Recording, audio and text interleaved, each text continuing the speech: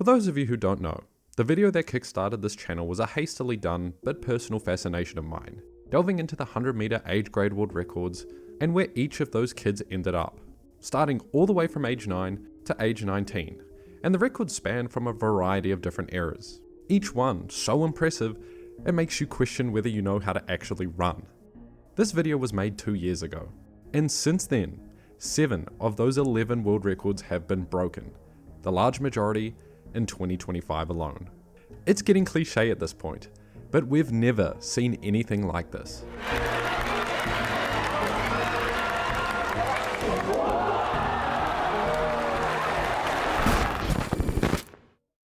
This weekend, it was Japan's Sorato Shimizu at Japan's Inter-High School Championship. 16 years old, born in 2009, 10 seconds flat.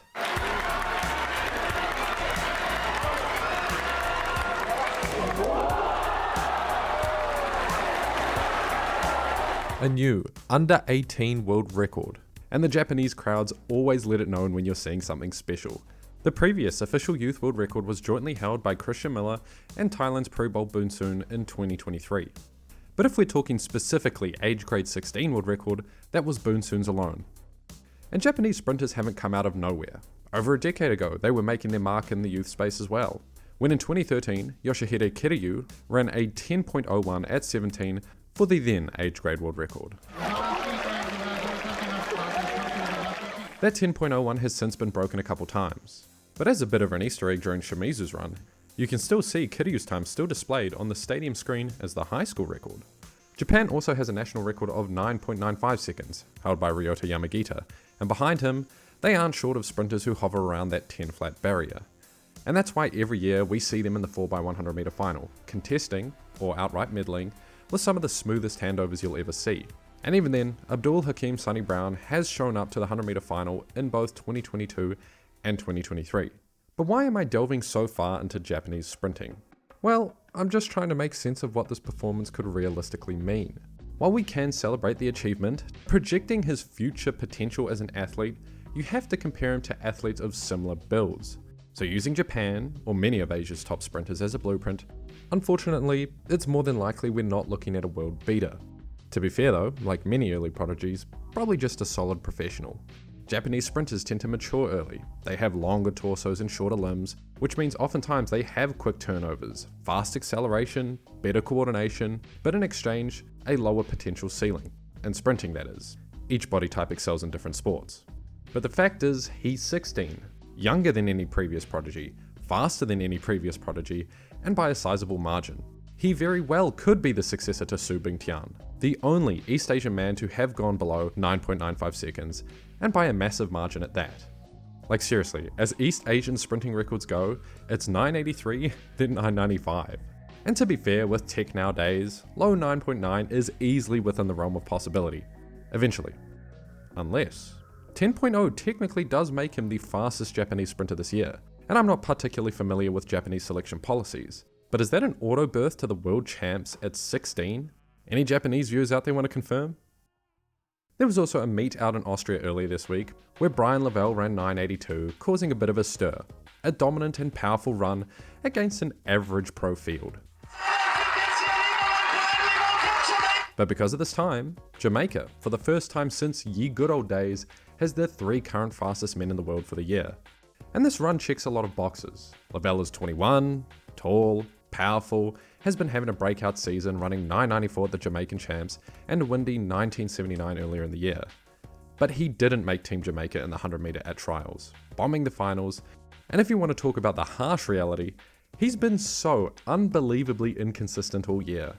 While he's run these times, he's also run 20.63 at Grand Slam, 20.25 at Prefontaine, and even running 10.07 2 weekends before his 982.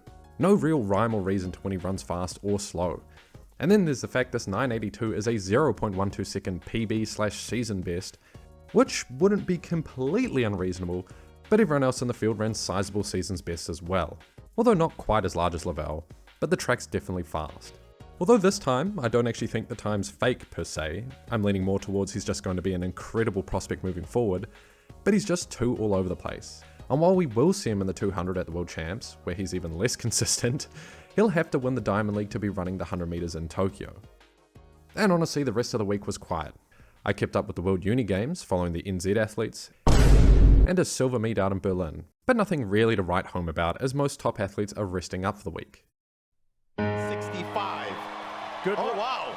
She means business. A quick Sha'Carri Richardson. Richardson is a national champion. 1084. Next week is the second biggest weekend in the track calendar, the US Track and Field Championships. A brutal make or break for even the world's best athletes. Run the world's fastest time this year? Maybe even a world record?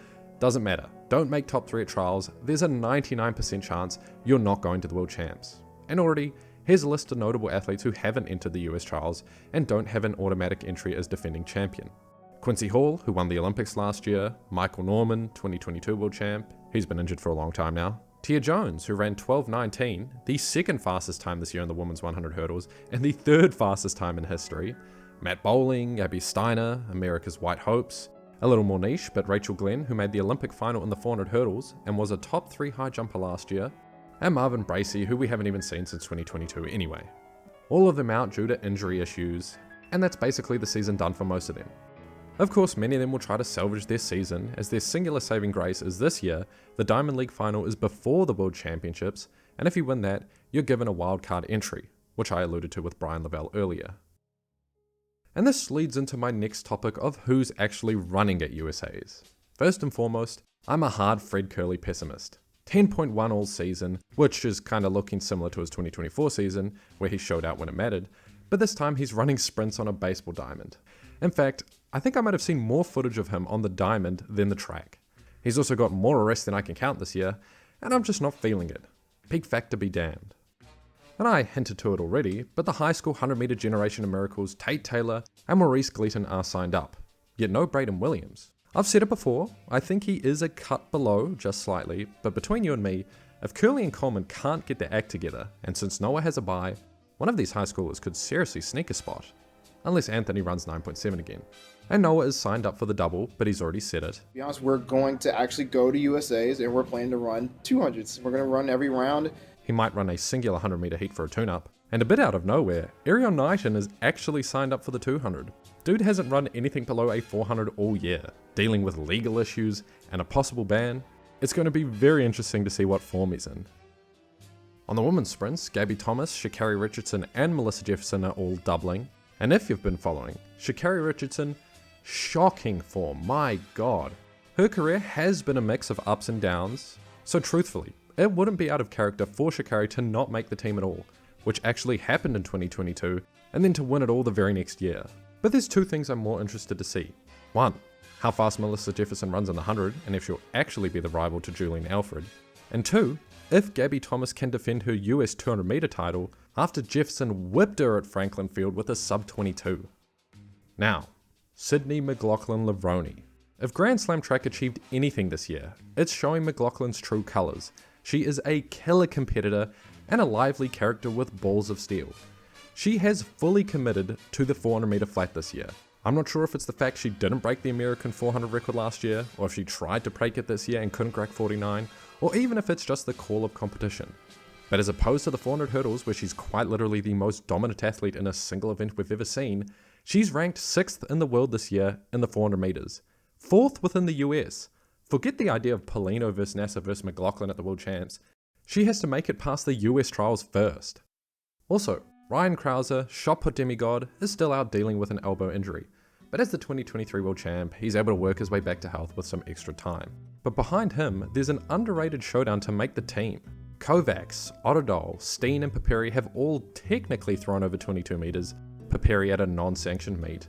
We're going to be seeing 4 US shot putters at the World Champs, but one of these guys isn't going to make it. And I know this one has turned into a really rambly video. It's not really often I talk about future events, but one last performance I did find interesting, and I'm putting it at the end because technically he didn't make it, but at the Balkan Championships, KARALIS attempted 6.11 meters after winning the comp at 5.92. KARALIS, rise with them. Third and final try for KARALIS at 6.11. Oh, it was so close, so close. It's just not fair how many times he's near missed these heights.